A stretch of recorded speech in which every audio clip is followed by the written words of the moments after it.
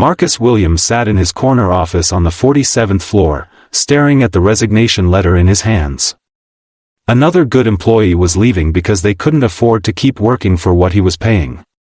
As CEO of Williams Industries, he had built an empire worth hundreds of millions, but lately, he wondered if he had forgotten what truly mattered. The letter was from Sarah Chen, a single mother who cleaned his building every night. She was leaving to take a second job because her son needed medical treatment she couldn't afford. Something inside Marcus shifted that day, and he decided to do something he had never done before. Sarah had been cleaning the Williams Industries building for 3 years. Every night from 9 p.m. to 3 a.m., she mopped floors, emptied trash cans, and made sure every surface gleamed. What most people didn't know was that Sarah had a master's degree in accounting, but when her husband died in a car accident 2 years ago, she took whatever work she could find to support her 8-year-old son Tyler, who had been diagnosed with a rare kidney condition requiring expensive treatments. Despite her exhaustion and financial struggles, Sarah never complained. She greeted the security guards with a warm smile, left encouraging notes for stressed employees who worked late, and even brought homemade cookies for the overnight staff during holidays. Her kindness was like a gentle light in the harsh corporate world, noticed by few but felt by many. Marcus had watched Sarah from a distance during his own late nights at the office. He saw how she carefully arranged papers that had been left scattered, how she never disturbed important documents, and how she treated everyone with genuine respect regardless of their position. But he wanted to truly understand who she was beneath the surface. One cold February evening, Marcus made a decision that would change both their lives forever. He disguised himself as a homeless man, wearing old clothes and positioning himself outside the building where Sarah parked her beat-up Honda Civic. He had heard through the grapevine that she always brought extra food from home, and he wanted to see what she would do when faced with someone in need. As Sarah finished her shift at 3 a.m., she walked toward her car carrying a small paper bag. The winters in Chicago were brutal, and she saw the figure huddled against the building, shivering in the freezing wind. Without hesitation, she approached the man she believed to be homeless. "Good morning, sir. I know it's not much, but I have some leftover dinner if you're hungry. It's still warm." Marcus looked up, surprised by the genuine concern in her voice. He had expected maybe $1 or $2, but she was offering her own food.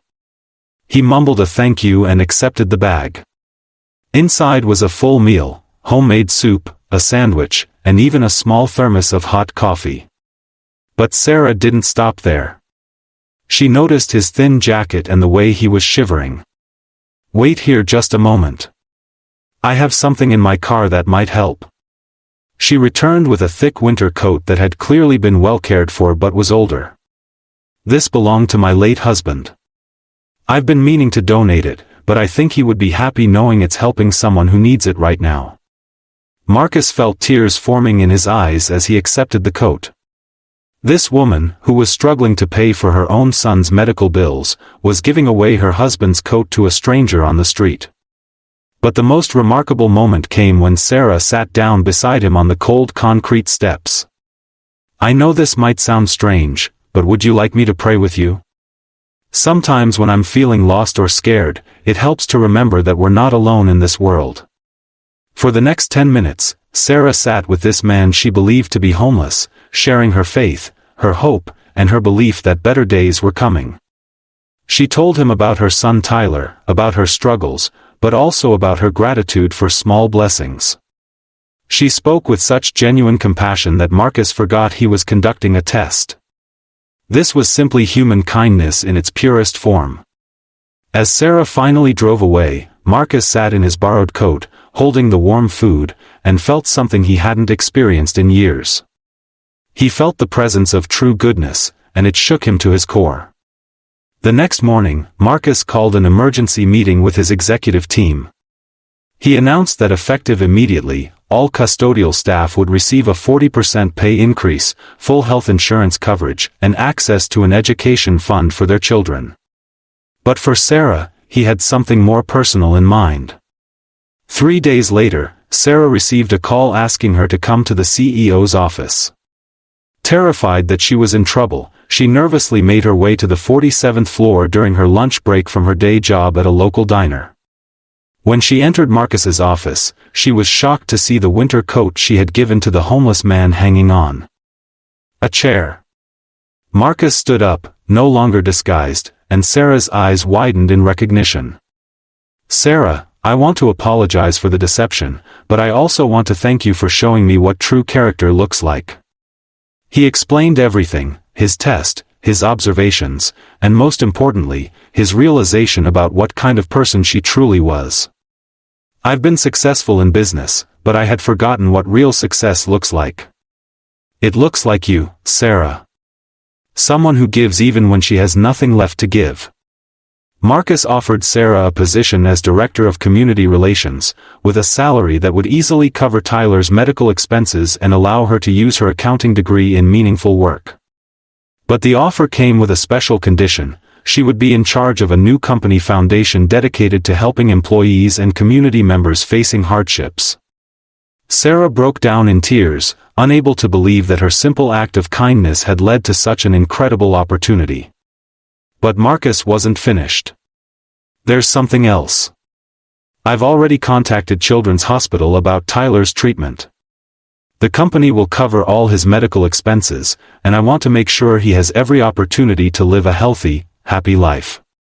As word spread through the company about Sarah's promotion and the story behind it, something beautiful began to happen.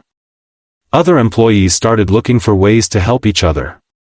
The culture of Williams Industries transformed from a place focused solely on profit to a community that valued compassion and human connection. Tyler's treatments were successful, and he grew up knowing that his mother's kindness had not only saved a stranger on a cold night but had opened doors to a future he never could have imagined. Sarah established scholarship programs, employee assistance funds, and community outreach initiatives that helped thousands of people over the years. Marcus often reflected on that cold February night when a woman with so little gave so much. It reminded him that true wealth isn't measured in dollars but in the impact we have on others' lives. Years later, when Sarah was recognized as one of the city's most influential community leaders, she would always tell people that kindness is never wasted. Every act of compassion, no matter how small, has the power to create ripples that can change the world. The story of Sarah and Marcus reminds us that we never know when our smallest acts of kindness might be the very thing that changes someone's life forever. In a world that often feels cold and disconnected, choosing compassion over indifference, generosity over selfishness, and hope over despair can create miracles we never imagined possible. If this story touched your heart, please give it a thumbs up and consider subscribing to Pure Kindness Stories for more inspiring tales that celebrate the beautiful power of human compassion. Share this story with someone who needs to be reminded that goodness still exists in our world, and that sometimes, the most extraordinary rewards come from the simplest acts of love. Together, we can spread more kindness, one story at a time.